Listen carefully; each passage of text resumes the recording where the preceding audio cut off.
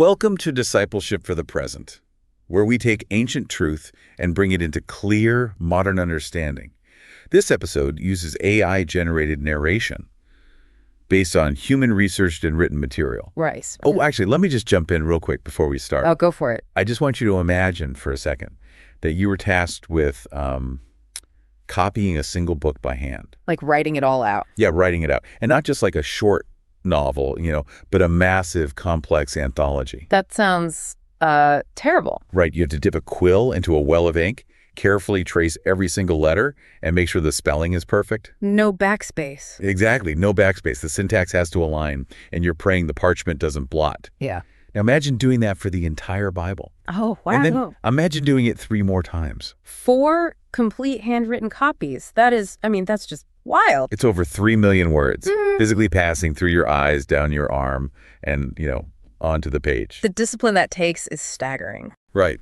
And so for this deep dive, I want you, the listener, to think about how that level of intense physical friction would rewire your brain. It definitely would. Because today we're looking at a 15th century masterpiece. It's book 1 of Thomas Kempis's The Imitation of Christ. A classic. Yeah, and we're using it as this sort of psychological mirror for our modern lives. I love that approach. We're going to hold this text, which was written by a guy who voluntarily locked himself away from the world up against the ultimate standard. Which is Jesus. Exactly. Jesus' 8 core instructions for discipleship. And that is an incredibly demanding comparison. Yeah, it really is. Because we're looking at these instructions, right?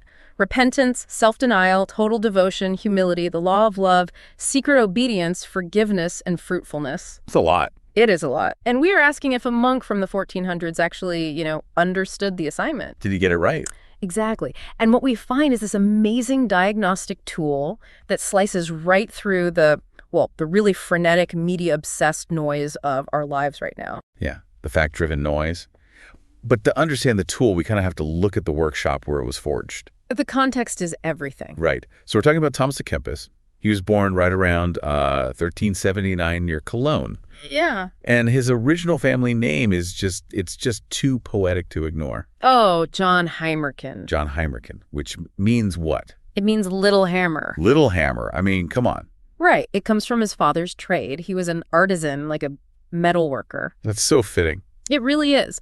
When you read the text of The Imitation of Christ, that etymology feels completely prophetic. Because he's just hammering away at you. Yes. He is not writing abstract, lofty theology meant to be, debated in some ivory tower. No. He is writing highly percussive, really practical spiritual truths. The book reads like a series of sharp strikes against the human ego. Tap, tap, tap. Exactly. Just systematically breaking away the hard exterior of pride to reveal all the messy internal motivations underneath. So let's look at the environment where he was swinging that hammer. Okay, yeah. He leaves home at 13 to get an education in Holland, and he falls in with this group, the Brethren and Sisters of the Common Life. A fascinating group. Yeah, because this wasn't your standard medieval monastery. No, at all. It was a profound shift from the norm of that era. How so? Well, the Brethren of the Common Life emerged from a 14th century spiritual revival. The defining characteristic was that they lived in an intentional community, Okay. but they took no formal vows. Wait, really? No vows? Right. They were essentially lay people dedicating themselves to a rigorous spiritual life. Oh, that's super interesting. Yeah, and unlike many monastic orders of the time that relied on endowments or, begging. Like the friars. Exactly. The Brethren actually had to earn their own keep. So they worked regular jobs. Yeah, they pooled their earnings into a common fund, they cared for the sick, and they heavily focused on education. But their main thing was books, right? Yes. Their primary economic engine was transcribing books and eliminating manuscripts. Which brings us back to the sheer physical act of writing. Kempis lived in the absolute twilight of the hand copyists. Just before the printing press. Exactly. The printing press is literally just over the horizon, about to change human communication forever. But he is still doing the grueling manual labor of preserving text. It's incredible to think about. Let's dig into the cognitive side of that. Because today, as a modern believer, you consume information, even spiritual information, almost entirely without friction. Totally frictionless. Right. We scroll past a Bible verse on Instagram in a fraction of a second. We're listening to a deep dive on 1.5x speed while stuck in traffic. Guilty is charged. But how does that physical friction of handwritten transcription shape a person's spiritual psychology, especially compared to our modern habits? Well, the difference is primarily about the depth of cognitive processing. Okay, unpack that. When you write something by hand, you are forced to slow your mind down to the physical speed of your body. Because you literally can't write as fast as you can read. Right. You cannot skim a text when you are forming the letters of the Psalms with a quill. You are forced to dwell on the word. So it forces a kind of meditation. Exactly. The mechanics of spelling, the syntax, the sentence structure, all of it requires your undivided attention. You can't multitask. No. From a psychological standpoint, this text isn't just data passing through your short-term memory. It's being encoded. Yes, into your muscle memory. It becomes an embodied theology. The words literally take up residence in the body. That's a great way to put it. Now compare that to frictionless consumption. A modern person can read like 50 articles about the theology of grace in a week. And feels super informed. Highly informed. But cognitive load theory tells us that without friction, without the hard work of synthesis and reflection, very little of that information transfers to long-term memory. Or leads to actual behavioral change. Exactly. We mistake the rapid consumption of data for actual transformation. Wow. For Kempis, the Word of God wasn't something to be rapidly consumed. It was something to be painstakingly internalized. And he was doing this in direct reaction to the broader religious culture of his day, which honestly felt very much like our modern beta obsession. Oh, completely. He was living during the era of scholasticism. Right, which was the prevailing intellectual movement in the medieval universities. Lots of logic and debating. Heavily influenced by Aristotelian logic. The goal was to systematically define and categorize every single aspect of God, the universe, and salvation. They wanted to map it all out. Yeah, universities were just obsessed with splitting theological hairs and engaging in massive, highly complex public debates. While the monasteries were struggling, right? Exactly.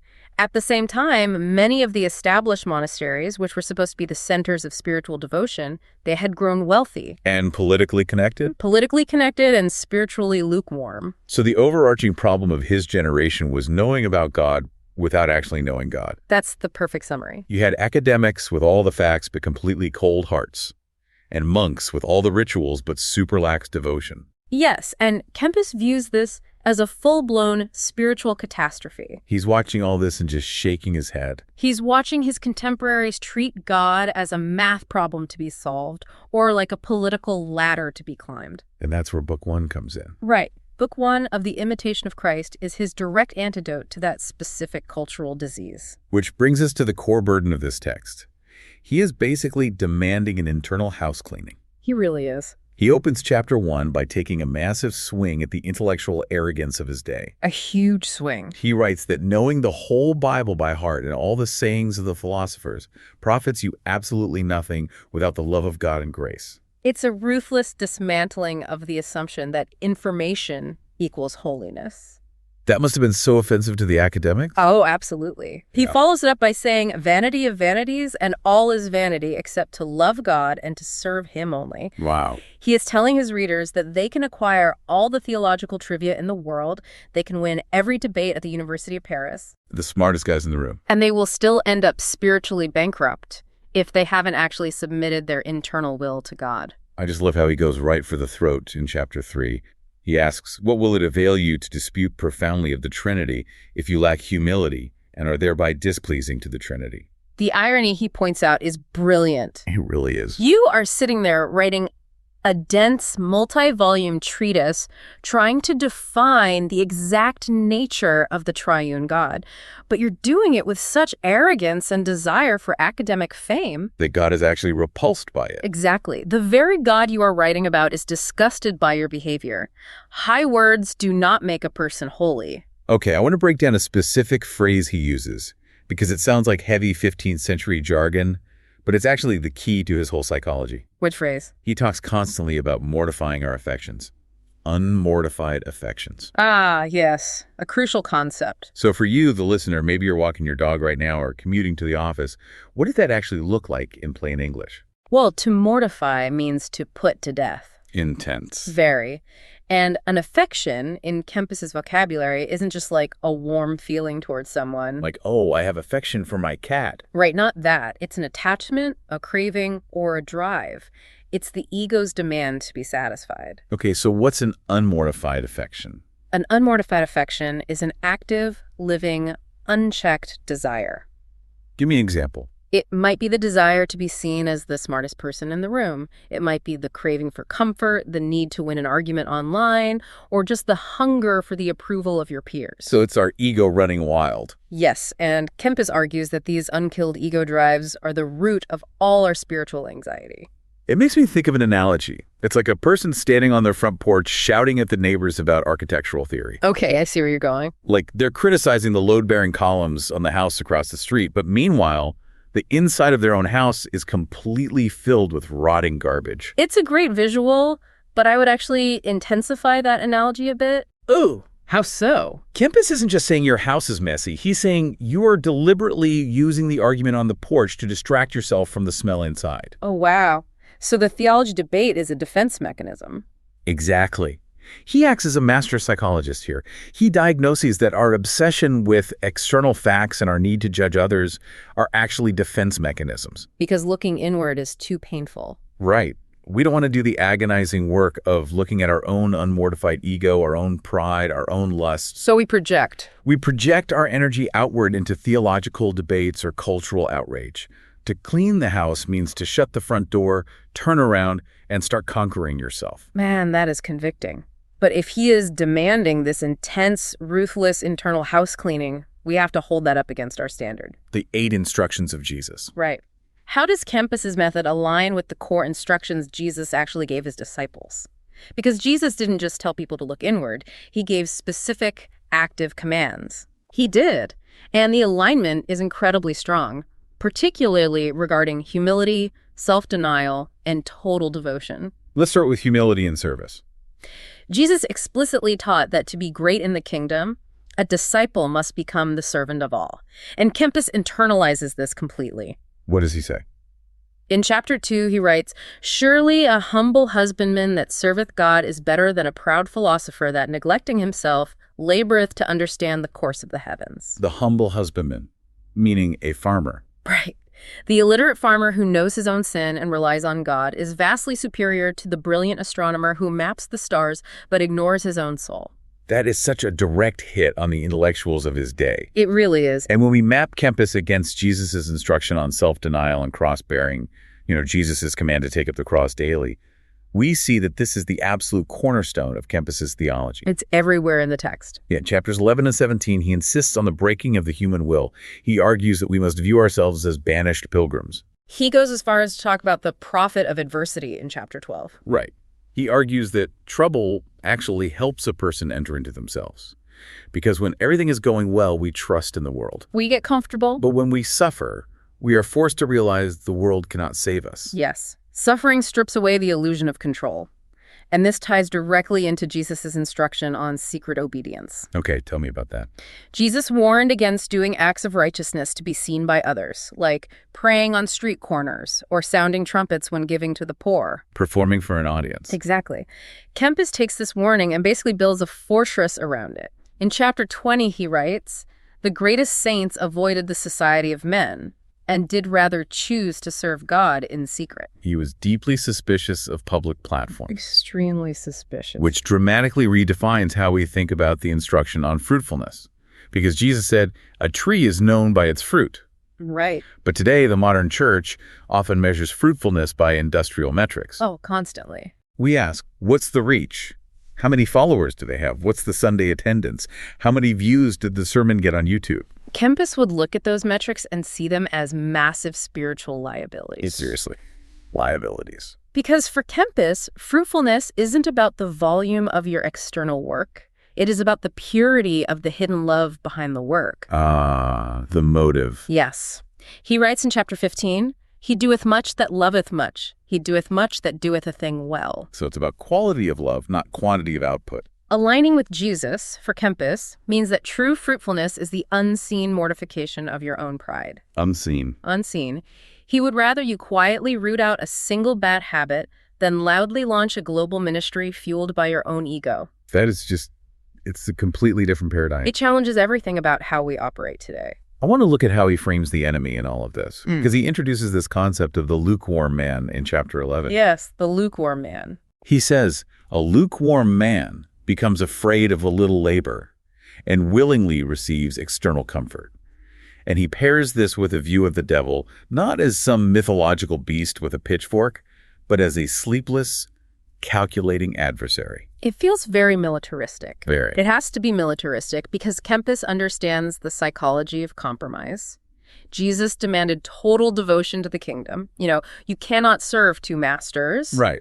But Kempis knows human nature wants to negotiate a treaty. We want the best of both worlds. We want to serve God, but we also want a comfortable life. We want people to like us. We want our creature comforts. We want the crown without the cross. We really do. And Kempis warns that this lukewarmness leaves us completely exposed. Exposed to what? Well, if you are not entirely single-minded, the enemy doesn't have to launch a massive frontal assault on your faith. He doesn't need to ruin your life all at once. No, he just has to offer you a slight, comfortable distraction. A little compromise. A little bit of gossip, slightly longer nap, an extra hour of mindless entertainment. If your devotion isn't absolute, those tiny compromises will slowly pull you off the path. Total devotion requires an unyielding vigilance over your own mind. Okay, I have to push back here. Hard. All right, let's hear it. We're establishing that Kempis is relentlessly aligned with Jesus on self-denial, humility, and internal purity. Yes. But if we are using Jesus's 8 core instructions as our standard, there is a glaring tension when we get to the law of love. I was wondering when you bring that up. I mean, Jesus commanded his disciples to love their enemies, to go into all the world, to be the salt of the earth. Jesus actively engaged the culture. He did. He touched lepers. He dined with tax collectors. He wept with grieving sisters. He fed the masses. You're pointing out the primary theological gap in the text? Because Jesus operated with a theology of active engagement. Kempis operates heavily within a theology of retreat. That's entirely fair. But retreat almost feels like an understatement. In chapter 20, he quotes the philosopher Seneca with total approval, saying, "As often as I have been among men, I return home less a man." Yeah, that's a tough line. He advocates fleeing society.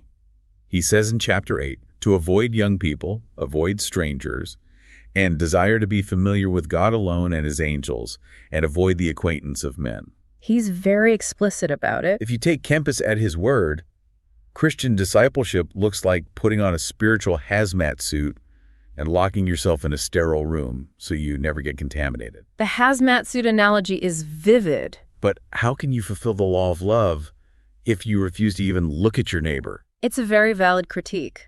But if you read Kempis without understanding his context, his advice can border on misanthropy. So what's the context we're missing? We have to remember that he was writing primarily for fellow monks. Men who had literally taken vows to separate themselves from society. Exactly. He wasn't writing a manual for a Christian merchant in the city or a mother of 5. He was writing for people living in an enclosed community. But the text became universal. It's one of the most widely read Christian books in history, second only to the Bible. Isn't it dangerous to take the vows of a 15th century monk and apply them as universal commands for all believers? It is dangerous if applied without discernment. If you become so obsessed with your own internal purity that you refuse to engage with a broken world, you have missed the heart of the gospel. Right. You can become so busy checking your own soul for spots and blemishes that you ignore the person bleeding out on the side of the road. There's also the intense focus on misery in the book. Oh, the heavy chapters. Yeah, chapters 22 and 24 dwell heavily on the wretchedness of the human body, the certainty of death, and the terrifying punishments of hellfire. It's pretty bleak. Jesus certainly talked about judgment and hell, but Jesus also talked about the joy of the kingdom. Wedding banquets, finding treasure in a field, the joy of a lost coin found. Kempis feels entirely devoid of that joy sometimes. It's just heavy, relentless drudgery. The balance is definitely skewed toward asceticism and sorrow. Kempis emphasizes the fear of the Lord and the horror of sin to an extreme degree, which can honestly overshadow the transformative joy of grace. So do we just ignore those parts? Well, before we completely discard his theology of retreat, we have to look at our own cultural moment. Okay, sure. We might correctly identify that Kempis is imbalanced toward isolation, but modern believers are radically, dangerously imbalanced toward overengagement. That's a really fair pivot. We are drowning in the crowd. We rarely have a single moment of silence. We are hyper-connected, constantly vocal, perpetually available to the masses. Exactly. So while Kempis might prescribe an extreme medicine, it might be exactly the antidote required for the specific disease of the 21st century mind. Let's test that theory. Let's try to translate this 15th century text for a modern believer. Let's do it. Kempis talks about the distractions of his day, and if we swap out his vocabulary for ours, it gets uncomfortably relevant. Like what? In Chapter 3, he asks, what have we to do with genus and species? He's attacking the endless philosophical categorization of the universities. Right. What is the modern equivalent of genus and species? Oh, the modern equivalent is the 247 news cycle. Yes. It's the endless toxic debates on Twitter. It's the constant stream of theological podcast arguments, the obsession with labeling every single cultural movement. The need to have a formulated stance on every geopolitical crisis within 5 minutes of it happening. Exactly. Kempis is looking at our digital habits and asking, what have we to do with this ocean of data? We think we need to know it all. We are gorging our minds on information, convincing ourselves that being aware is the same as being faithful. While our actual spiritual lives are starving to death. That's exactly it. He targets our communication habits next in Chapter 10 when he discusses idle chatter. Oh, I highlighted this part. He writes, why do we so willingly speak and talk one with another when we seldom return to silence before we have heard our conscience? That is just brilliant. Think about the mechanics of a group text, or a Reddit thread, or just hanging around the break room at work. Just talking to talk. We engage in endless, idle communication just to ease the boredom of our minds. But Kempis astutely notes the psychological aftermath. The hangover of the conversation. Have you ever walked away from an hour of gossiping or venting online and actually felt more at peace? Literally never. No. You usually walk away with a subtle sense of guilt, a fragmented attention span, and a complete loss of inward stillness. You spoke merely to speak, and you damaged your conscience in the process. And he takes that a step further when he addresses rash judgment in Chapter 14. Tell me about that. He says that judging others is a vain labor, but judging oneself is always fruitful. And he points out this incredible hypocrisy in human nature. We are such hypocrites. He notes that we are hypersensitive to what we suffer at the hands of others, but we are completely blind to what others suffer at our hands. So we have a massive megaphone for our own grievances? And heavy earplugs for our own faults. We can instantly identify the pride, the bias, or the malice in someone else's social media post. But we refuse to examine the profound arrogance in our own hearts. Exactly. How does his rule of silence challenge the modern impulse to post a hot take? Because, the culture demands that if a controversy happens, you must publicly state your position immediately. Or your silence is violence. All right. Well, Kempis would view the modern hot take as an act of profound spiritual recklessness. Recklessness. Why? Because a hot take requires you to instantly formulate a judgment on complex matters, usually by maximizing the faults of others and assuming your own moral superiority. Wow. Kempis argues that you don't even fully understand your own motives most of the time. So how dare you assume you can accurately judge the motives of someone else? That gets deep. He writes, "Turn thine eyes unto thyself, and beware thou judge not the deeds of other men." If modern believers actually practice this, the internet would lose 90% of its traffic. It would, but our prayer lives would be infinitely deeper. Understanding that conceptually is great, but I'm thinking about you, the listener. How do you actually implement this? Tactical application. Right, because Kempis doesn't just diagnose the problem. He provides a brilliant granular breakdown of how the mind fails. Let's look at his practical application in Chapter 13. He maps out the exact anatomy of temptation. This is where his psychological insight is timeless. He breaks the process of temptation down into 5 distinct sequential stages. Okay, what's stage 1? First, there comes to the mind a bare thought. Bare thought. Second, a strong imagination. okay. Third, delight. Fourth, an evil motion. And finally, 5th, consent. let's ground this in reality. Give me a modern, everyday scenario and walk it through those 5 stages, let's say. A coworker sends you an email that feels slightly passive-aggressive. Perfect example. So stage 1, the bare thought. You read the email and the thought pops into your head, that was rude. It's just a neutral observation. The thought has entered the gate. Exactly, but you don't dismiss it. Right, I hold on to it. Which moves you to stage 2, strong imagination. You start rereading the email, analyzing the tone. What do they mean by per our last conversation? Yes, You start remembering that meeting 3 weeks ago where they interrupted you. You are building a narrative in your mind. You are visualizing the conflict. And then comes stage 3, delight. Which sounds weird. Why would I delight in being angry? Because self-righteousness feels incredibly good. Oh, that's so true. You start enjoying the fantasy of putting them in their place. You draft the perfect, devastating comeback in your head. You are feeding the ego, and the ego delights in feeling superior. Which leads to stage 4, the evil motion. The urge to act. You hit reply. Your hands are on the keyboard. Your heart rate is up. The internal fantasy is demanding external action. And stage 5, consent. You type out the toxic, sarcastic response and hit send. You have fully surrendered to the temptation. The vice has materialized into reality. Bare thought, strong imagination, delight, evil motion, consent. That's the progression. His overarching advice for this entire process is arguably his most famous quote. Withstand the beginnings, for later the remedy comes too late. This is the core mechanism of Kempis's practical discipleship. The battle is almost never won at stage 4 or 5. If your hands are on the keyboard and your heart is racing with indignation, you have already lost. Exactly. The battle is won or lost at stage 1. The bare thought. It's like weeding a garden. How so? Well, if you walk out and see a tiny green sprout, that bare thought, you can reach down with 2 fingers and pull it out with 0 effort. The soil isn't even disturbed. Right. But if you ignore it, if you let it grow into a strong imagination and delight, it develops deep roots and heavy branches. And by the time it reaches consent? By the time it reaches consent, it's a massive thorn bush. You can't use 2 fingers anymore. You need an axe, a shovel, and you are going to tear up the entire garden trying to rip it out. That analogy captures the necessity of his vigilance perfectly, because modern culture encourages us to leave the garden gate wide open. We are told to entertain every thought. We're told to explore every feeling, follow our curiosity wherever it leads. Kempis says that is spiritual suicide.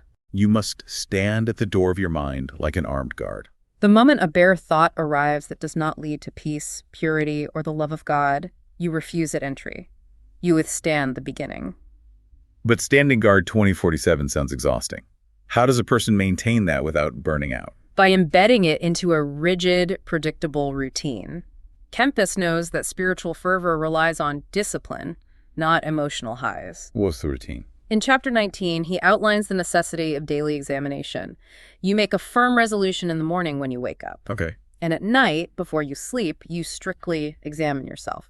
What did you do in word? What did you do in deed? And what did you entertain in your thoughts? He also offers a time frame for growth that is jarringly realistic. I know exactly what you're going to say. In Chapter 11, he says, if every year we would root out one vice, we should soon become perfect men.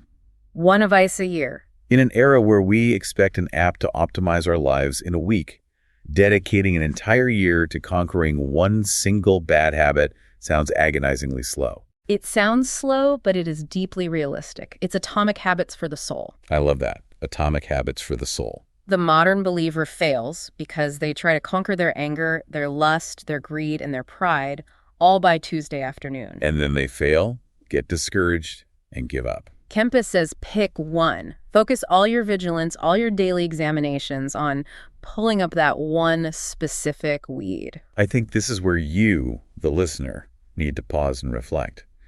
Look at your own internal landscape. What is the one bare thought, that tiny, seemingly harmless distraction you are currently entertaining, that needs to be resisted at the gate? That's the real question. Are you letting a slow resentment build against a family member? Are you allowing a wandering eye to linger just a second too long? Are you indulging in a small, secret pride about your career? Withstand the beginnings. Pull the weed while it's small. That is how you translate the ancient monastery into the modern living room. You take the theology of mortification and apply it to the microscopic moments of your day. As we prepare to close out this deep dive, there is one final massive theme in Book 1 that we really have to contextualize. We need to discern what is timeless wisdom and what is historical baggage. Right.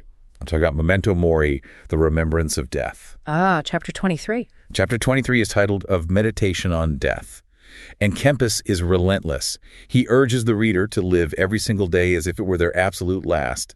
He asks, if today thou art not prepared, how wilt thou be so tomorrow?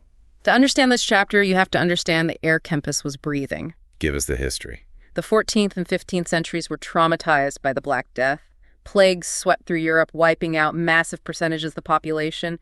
Infant mortality was staggering. Death was everywhere. Death wasn't something hidden away in sterile hospitals. It was a visible, daily reality in the streets. Combined with a medieval theology that leaned heavily into a retributive, angry God, the fear of sudden death and subsequent judgment was the primary psychological driver of their era. He uses that fear to completely dismantle our modern obsession with legacy. He really does. He writes, "Who shall remember thee when thou art dead?" It's a harsh, almost cynical reality check. Think about today. People spend decades building a personal brand. Oh, absolutely. We curate our LinkedIn profiles, we manage our Instagram grids, we hustle to leave a mark on the world. We want to be remembered as a thought leader or an influencer. Kempis looks at all of that and laughs. He says, tomorrow you will be out of sight, and the day after that you will be out of mind. It is the ultimate cure for entitlement. But this is where the modern believer must exercise profound theological discernment. How so? The constant meditation on the frailty of the body and the terror of judgment is a powerful antidote to procrastination. It forces you to realize that time is a finite resource. Right. However, if you swallow Kempis's memento mori without filtering it through the New Testament, you will spiral into the exact kind of spiritual anxiety that terrified the Middle Ages. Because true discipleship cannot be driven only by the fear of hell. Exactly. Kempis leans incredibly hard into the terror of judgment in chapter 24. But Jesus' core instructions are ultimately driven by love and grace. So we have to balance the two. We must balance Kempis's urgency with Christ's finished work. We remember death not to induce a state of constant panic, but to clarify our daily priorities. We realize our time is short, which means we don't have time to hold on to petty grievances. We don't have time to argue with strangers on the internet. We choose to love deeply, forgive quickly, and serve quietly. We use the reality of death to strip away the trivial. But we walk forward in the confidence that our eternal security rests in Christ's righteousness, not in our own flawless performance of monastic rules. I love that. We take the urgency of the 15th century, but we fuel it with the grace of the 1st century. That is exactly how you read an ancient text responsibly. You let it challenge your cultural blind spots without letting it override the explicit grace of the gospel. I think that synthesis brings everything together perfectly. You and I might not live in a drafty stone cell in Holland, and we aren't copying the Bible by hand by candlelight. But the internal architecture that Kempis maps out, the hidden pride, the constant craving for distraction, the slow creep of temptation, the desperate need for silence, that is exactly the terrain where modern discipleship is won or lost. The human heart hasn't evolved a single inch since 1420. We just invented faster, shinier ways to distract it. Which means the cure remains the same. The ruthless daily mortification of the ego and the quiet, unseen surrender to the love of God. So I want to leave you, the listener, with a final provocative thought to mull over, directly inspired by chapter 3. It's a great thought. Look at the balance of your own life this past week. If you had worked as hard at quietly planting unseen virtues and secretly serving the people in your immediate physical presence as you currently do at gathering endless information, scrolling through the news, and formulating opinions on things you cannot control, how much differently would your faith look to the world around you? If we spent less time standing on the porch, shouting about the neighbor's house, and more time aggressively cleaning our own internal rooms, we might actually look a lot more like the master we claim to follow. Beautifully said. That's the heart of this section. This is discipleship for the present, where understanding leads to clarity, and clarity shapes how we see and live. We'll see you in the next episode.